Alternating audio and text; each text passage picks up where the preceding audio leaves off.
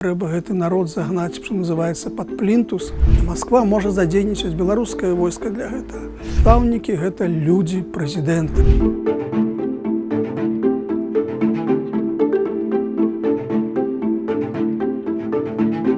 Апошнімі днямі абвастрыліся беларуска-украінскія адносіны.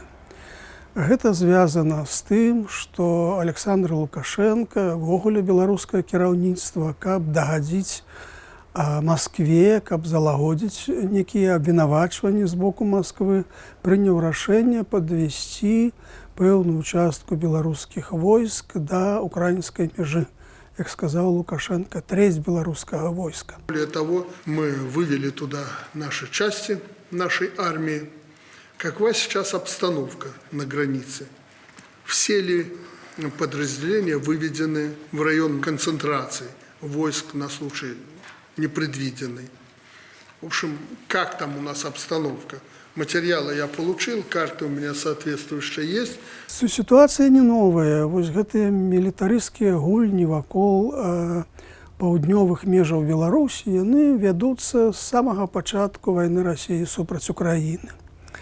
Таму нічога асаблівага новага тут не адбываецца. Але украінскі бок гэтым разам даволі рэзка адрэагаваў. З'явілася даволі такая жорсткая заява Міністэрства замежных спраў Украіны, дзе Беларусь папярэджваюцца пра тое, каб яны не рабілі нейкіх неабдумных крокаў.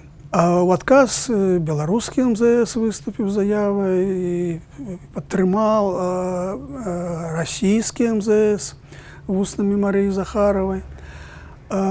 Чым выклікана такая, хутчэй, інфармацыйна-дыпламатычнае абвастрэнне, чым рэальнае ваеннае. Мяркую, гэта выклікана тым, што адбыліся вось тыя падзеі ў Курскай вобласці.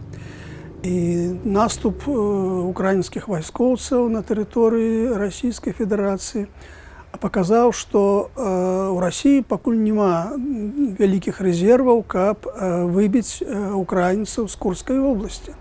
І таму абвастрылася пытанне, што Масква можа задзейнічаць беларускае войска для гэтага.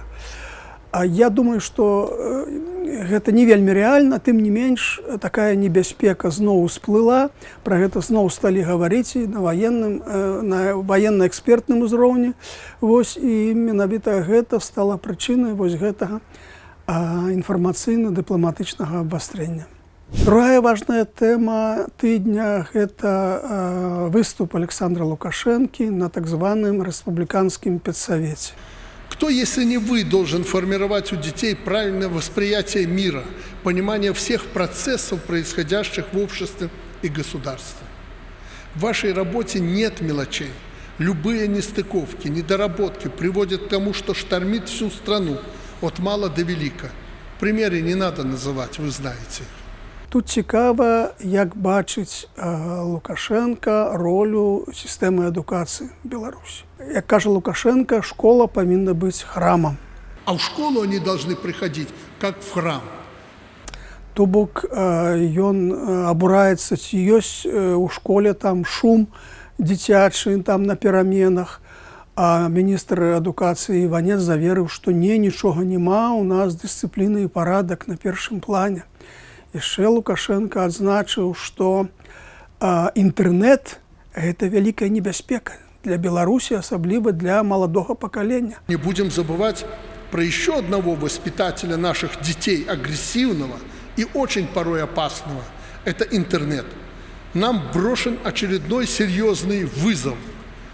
Мы все, педагоги, родители, правоохранительные органы, общественные объединения, лидеры мнений должны быть максимально консолидированы. І таму, якасці процівагі, магчыма, трэба павышаць, павялічваць працоўнае выхаванне. Стоит обратить внимание более пристальное на советский опыт трудового воспитания, адаптировать его к сегодняшним реалиям. Не будете заниматься трудовым образованием, воспитанием детей в школе, наполовину ваша эффективность на уроках пропадет. А што Лукашенко разумее пад гэтым? Ну вось, ён абурыўся, што не да ўсіх школ прывязаны некія прысядзібныя сельскагаспадарчыя ўчасткі. Вось, і дзяцей трэба прывучаць там працаваць у полі, магчыма, там цяпкамі пустазелля збіраць і так далей. Ну, вот такія архаічныя ўяўленні Лукашэнкі пра сістэму адукацыі. Яшчэ Лукашенко сказаў, што настаўнікі баяцца ісці ў выбарчыя камісіі. Заклікаў іх не баяцца. І ўвогуле, калі падводзіць вынікі, то галоўная задача сістэмы адукацыі, як бачыць Лукашенко, гэта фармаванне новага пакалення лаяльнага дзейнаму рэжыму, дзейнай уладзе. То бок лаяльнасць, паслухмянасць – гэта галоўнае, а якасць адукацыі тут адыходзіць на другі план. Настаўнікі – гэта інструмент у руках дзяржавы дзеля вырашэння тых ці іншых задач, якія стаяць перад рэжымам. І невыпадкова Лукашенко сказаў, што настаўнікі – гэта людзі прэзідэнта. Учитель – это человек президента. То бок не людзі дзяржавы, не людзі нават рэжыма, а людзі персанальна прэзідэнта. Ну, гэта нагадвае нейкія зусім уже адыёзныя практыкі таталітарных рэжымаў 20-го стагоддзя. Лукашэнку споўнілася 70 гадоў. Па міравым меркам не так уж і шмат. Мы ведаем, што ў іншых краінах і палітыкі з большым узростам і добра працуюць. Ну, добра ці дрэнна, ва всякім разе яны не сыходзяць з пасады з-за такога ўзросту. Можна сказаць, што з аднаго боку гэты юбілей Лукашенко сустракае як бы на вяршыні магутнасці. 30 гадоў кіравання краінай, якая знаходзіцца ў сярэдзіне Европы ў 21 стагоддзі, ну, гэта унікальная сітуацыя. Тым не менш, я б сказаў, што гэты юбілей азмрочваецца пэўнымі праблемамі. Первая праблема – гэта відавочныя пытанні са здароўем Александра Григоровича, якія бачны нават калі глядзець ягоныя публічныя выхады на тэлеэкране. І гэта трохі падрывае той вобраз моцнага палітыка, які перамагае не толькі ў палітыцы, але там і ў спартыўных спаборніцтвах і іншае. Другая праблема, можа быць больш важная, тое, што 2020 год разбурыў вобраз народнага прэзідэнта, кіраўніка, якога падтрымлівае народ. Цяпер дзеля ўтрымання ўлады трэба гэты народ загнаць, што называецца, пад плінтус, устанавіць рэальную дыктатуру, страціць значную частку суверэнітэта.